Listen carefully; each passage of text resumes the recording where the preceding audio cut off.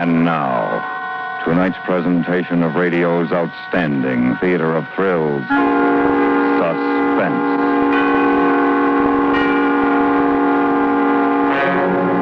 Tonight, we bring you the story of a man who wanted to become important and the crime he committed to accomplish it. So now, starring Mr. Tony Barrett with Mr. William Conrad, here is tonight's suspense play, The Man Who Threw Acid.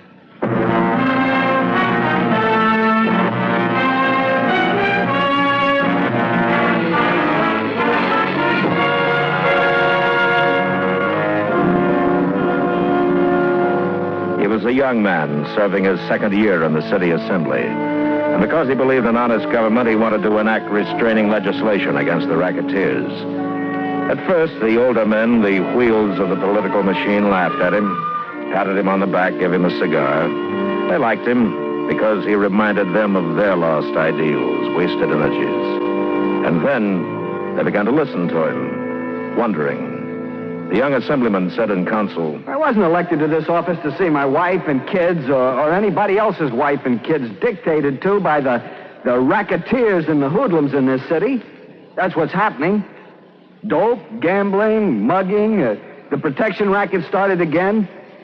If the chief of police won't or can't do anything about it, I say we should. Make laws. Put teeth in them. Get rid of the big boys who run the rackets and we'll have a clean city. It wasn't a brilliant speech, not in content or in delivery, but it made its point. And the young assemblyman kept on making his point. The older, wiser city fathers began to take notice. So did the press. And so did the big boys, the racketeers. And the man who was considered the boss called a meeting. There was no red tape involved, no orders in triplicate, a simple direct edict from the top. And the organization was such that by 7 o'clock that evening, the hireling had been contacted. His name was Steve Kleiber, a thin, pasty-faced man of 42 who looked no more than 35. He lived on the fringes of gangster society, and like so many of his kind, was still considered a punk. He was desperately trying to gain a toehold before it was too late, because a middle-aged punk is the lowest form of underworld life, a lackey. The boss's contact explained the situation about the assemblyman. That's a snap, Steve. Just throw acid in his face and beat him? Yeah, that's it. 200? For doing nothing. You get the acid for me, huh? Sure, Steve. You put the finger on him? It'll be all set. There's nothing else to it? I told you. This assembly guy, he's important. Look, you want the job. It's none of your business. How come? Just do you want to do it? Well, I'm just thinking, if it is kind of important and you want me, maybe you put in a word for me, huh? With the boss, maybe? Oh, now, Steve. The boss don't know anything about this. This is a private grudge. Oh. Okay, sure. You, gonna pay me now? Half now. The other 100 when you've done it. Yeah. Okay.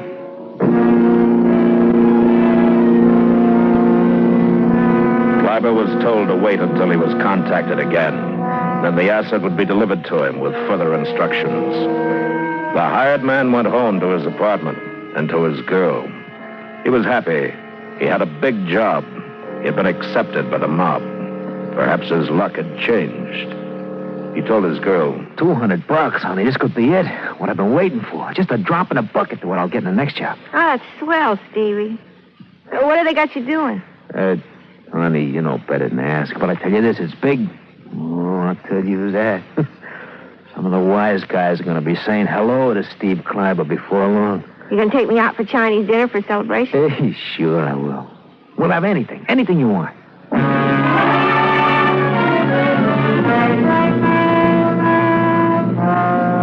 It was a night for celebration because plans had been made to throw acid in a man's face. The boss celebrated and took his wife to a movie. The contact man celebrated, got drunk, and cried about his dead mother.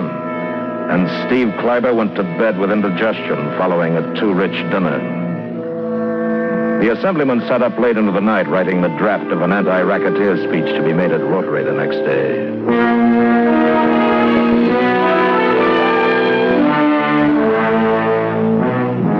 A week later, Kleiber received a phone call. He was told to meet his contact in the park at 11 o'clock. He went to the designated place.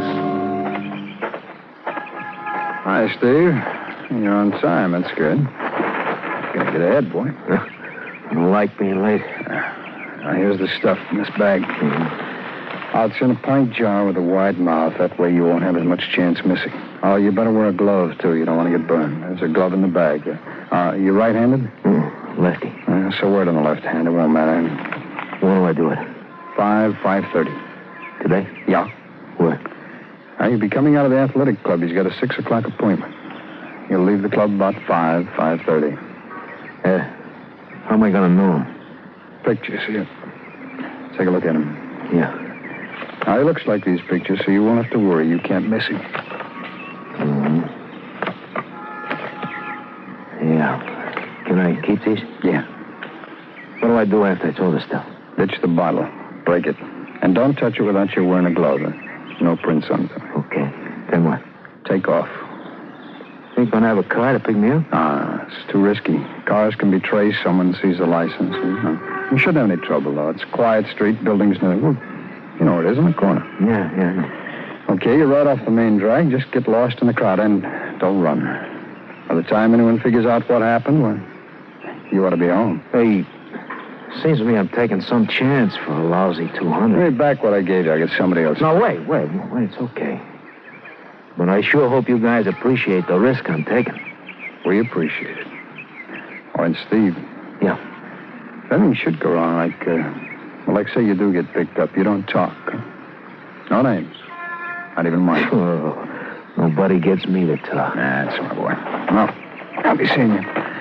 You come round to the bar for your dough. When it's finished, I'll leave it there for you.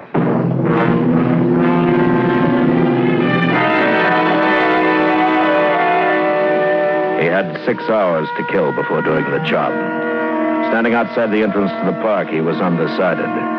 6 hours. And he moved casually to the bus stop and correctly, obediently took his place in line behind 3 other passengers as the bus pulled in.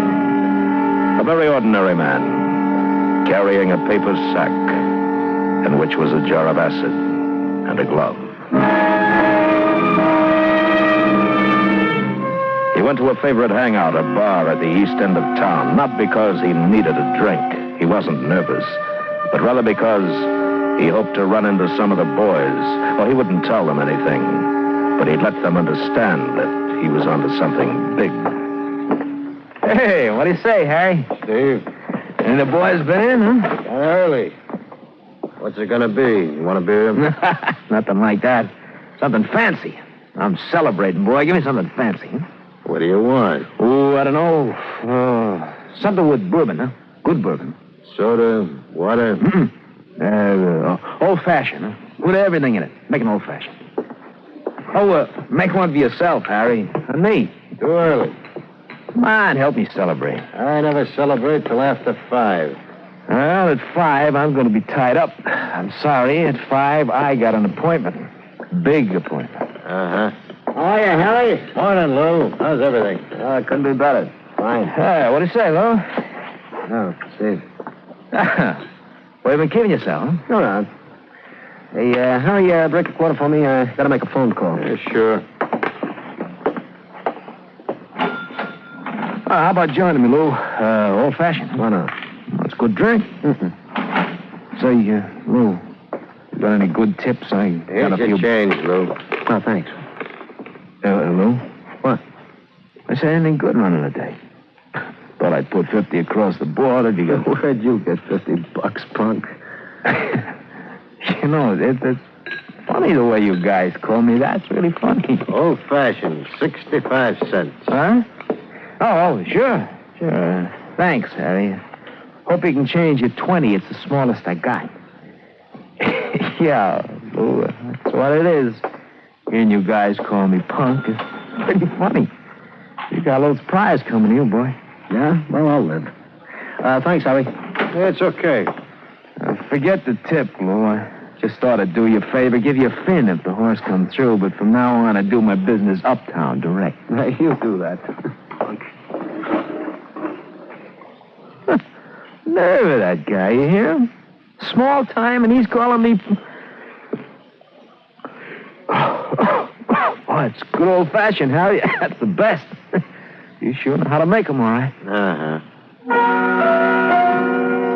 The drink was too sweet. He didn't like it. But it was gulped down. He wanted to show them the bottle of acid. Tell them. That would make them know he wasn't a punk anymore. Instead, he pocketed his change and sauntered out. There was little better than 5 hours to kill. So he went to a movie.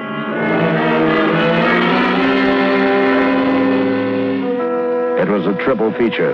And when he came out, blinking in the strong sunlight, the time was 4 o'clock. Holding the paper sack carefully, he took a bus uptown and noted that traffic was getting heavy. At 4:30, he walked past the athletic club and into a drugstore across the street.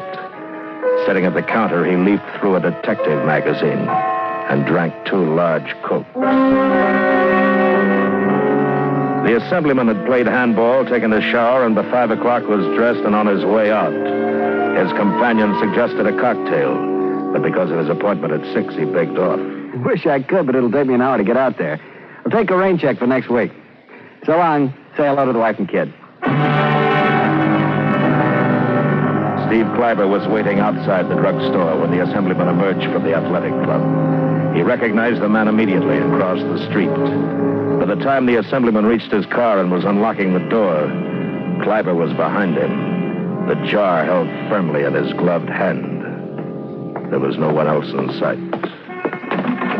Hey, mister. Yes? Here's something for you.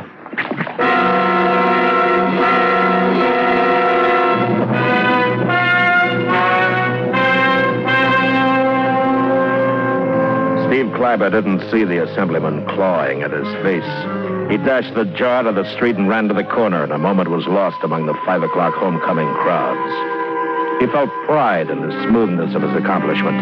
His nerve had held up. He'd proved himself as a man to be trusted. Any punk could do a good job with a gun, but he had performed a task few men could have done better.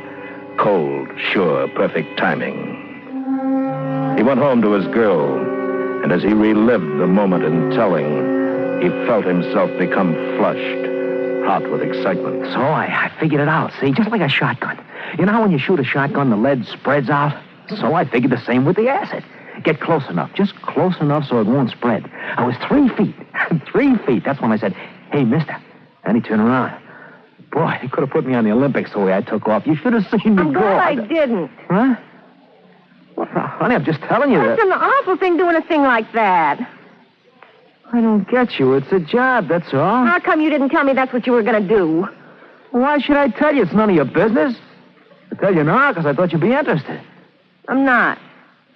Well, that's a fine thing. I'm hungry. Let's go eat. No. Figured a couple of days lay low, just to be sure, you know. Now, look, you go on down to Delicatessen and get some stuff. Then later you can go down to Harry's and pick up $100 for me. He'll be there. By 7 o'clock, the extras were on the street. By 10 that night, the entire city knew what had happened. And the man who had ordered it to happen, the boss, was at home smoking a cigar, reading.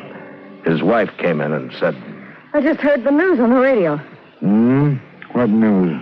Some man threw acid in somebody's face. He's a representative or a senator or something in the city. No kidding. Gee, that's terrible. Awful. Boy, I hope they get him. The man that did it. Yeah. And a phone call came into the boss on his private line. He listened for a long time. His cigar went out. He looked puzzled. You still there? Yeah, I'm here. Oh. Well, it's like I said. He ain't dead, but it might be better if he was. The cops are really out tonight. Who did the job? Oh, some punk. Steve Kleiber? Does he know anything? Yeah, I don't think so. I had a good boy give him the word. Then we're in the clear. Don't worry, in a couple of days it'll quiet down. But the boss was disturbed. His wife's reaction disturbed him. The phone call, what he had heard himself on the newscast disturbed him. The violent act had all the earmarks of a boomerang. Rather than instilling fear, the purpose for which the deed was done, it had brought out swift and great anger. Kleiber was worried, too. His girl had gone to the bar and returned empty-handed. The second $100 installment of his payment was not there. His contact had not been seen that day. The next morning, a reward of $5,000 was posted for the apprehension of the man who threw acid. And by afternoon, the prize money had risen to $12,000. Kleiber read the newspapers that night and was frightened. Listen, honey, I better get out of here. Some of these rats get an idea to turn me in for that kind of dorm in trouble. Yeah. Maybe you better. Look, honey, you go down to Harry's again, huh? I need that $100. I'll have to get out of town for a while. Well, what's the use? He ain't gonna be there. They made you a sucker. After what I've done for him, you're crazy. A nice, clean job. Listen, I'm gonna hide out. I know a place. It's in town here. Till you get the dough for me, huh? How can I get it? Well, try, will you? There's a flop house. I'll write you down the address. If I'm not there, I'll be in the Grand Theater. You know where it is. I know. Okay. If anybody asks you see me, you say, no, I left town, all right? Okay. Hey, what about me? What do I do for money? Honey, I gave you $10 yesterday. Well, it might take a couple of days to get your 100. What? Yeah. All right, here. There's 20. I can't give you more.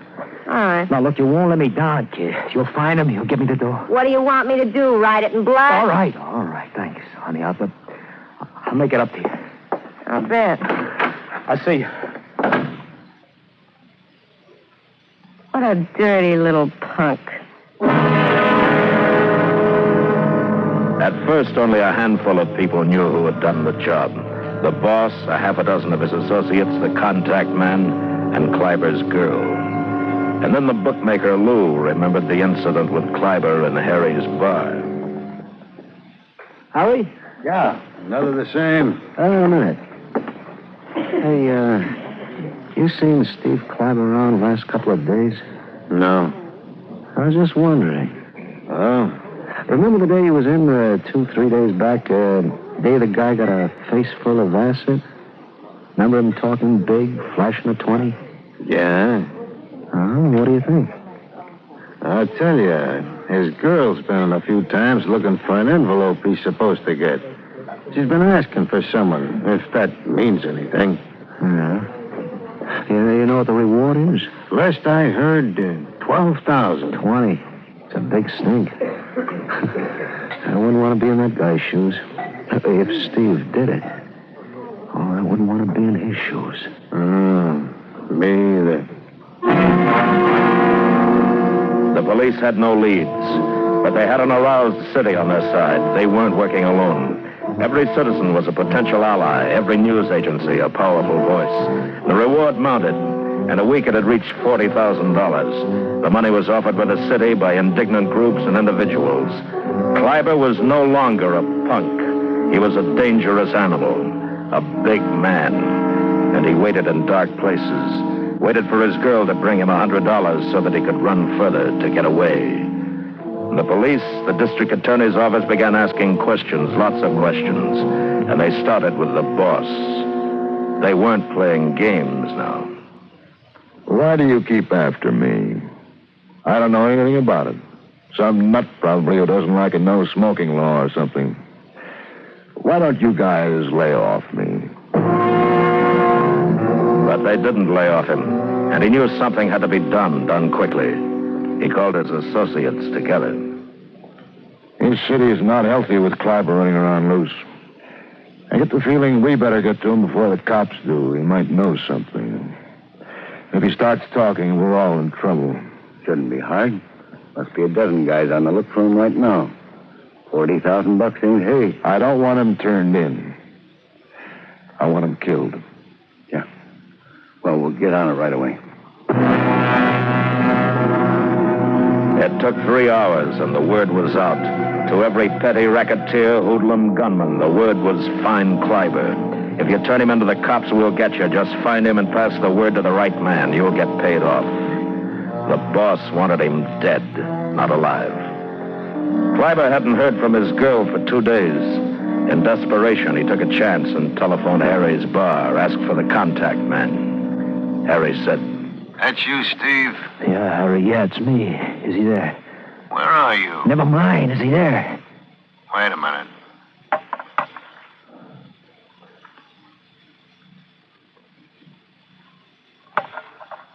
Hello? This is Steve.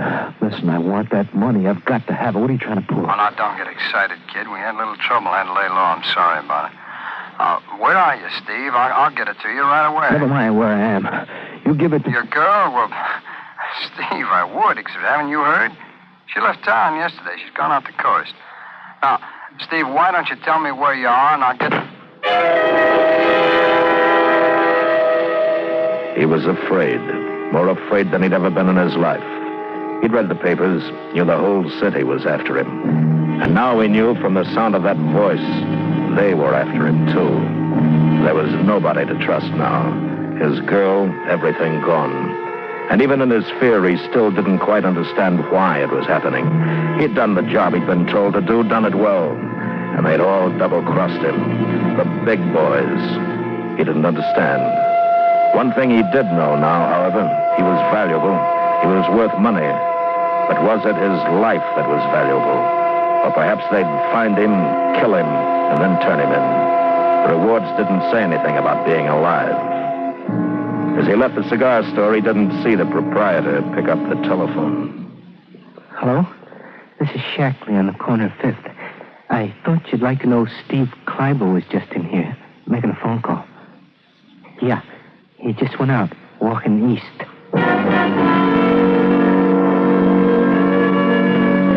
I'm in trouble. I'm in bad trouble. Punks, a lot of them double-crossed. I'm in trouble and scared.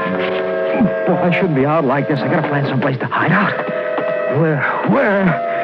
They'll get me. They'll be looking. They'll get me. And he felt safer walking because every place, any place that he might want to go as shelter was now a trap. He saw the police station at exactly the same moment he saw the black car around the corner, and a sixth sense told him what was about to happen. He started to run toward the police station.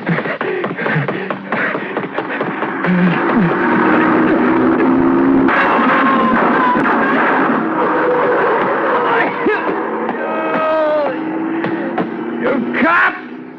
You give me protection! I'm the guy through the acid! I'm the guy!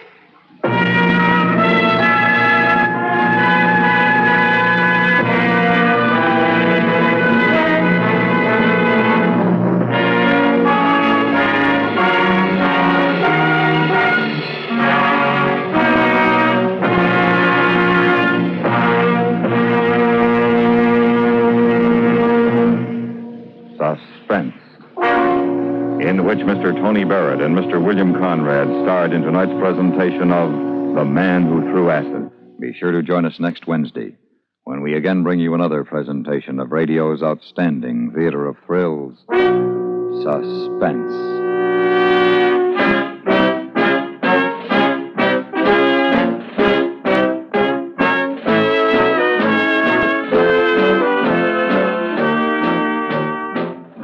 Suspense is produced and directed in Hollywood by Anthony Ellis.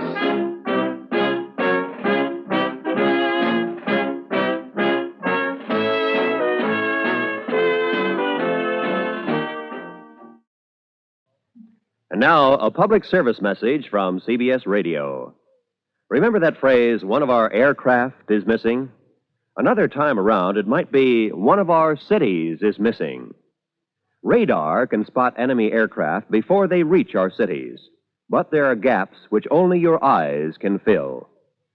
CBS Radio suggests write or telephone your nearest Civil Defense Center, or write to Ground Observer Corps, Air Force, Washington, D.C., to learn how you can serve in our Ground Observer Corps. Stay tuned now for 5 minutes of CBS News, to be followed on most of these same stations by My Son Jeep.